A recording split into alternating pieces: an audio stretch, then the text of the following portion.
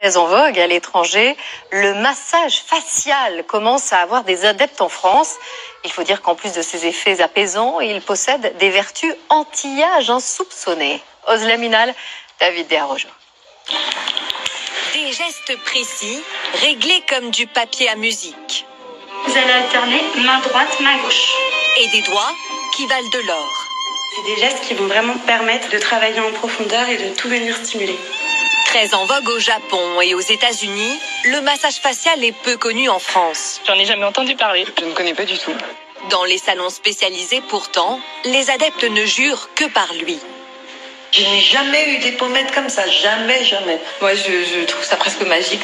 Pour percer les secrets de cette magie, direction l'école des facialistes.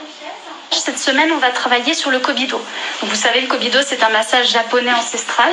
Ici, on apprend les fondamentaux du visage. Nous possédons tous 53 muscles. Si on ne les sollicite pas, avec le temps, ils se relâchent. Par des techniques ciblées de massage, on va pouvoir justement aller étirer la fibre musculaire pour ralentir l'apparition de la fameuse ride d'expression.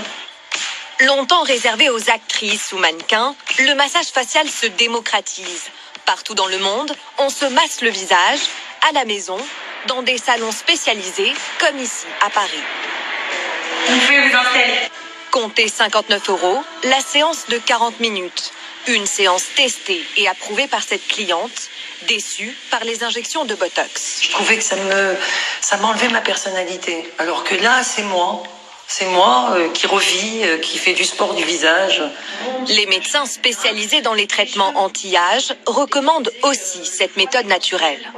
On va effectivement redonner du volume sans ajouter un corps étranger, ce qui est quand même intéressant. Quand on injecte, on met forcément un corps étranger. Pour que les résultats se voient, il faut se faire masser le visage au moins 2 fois par mois.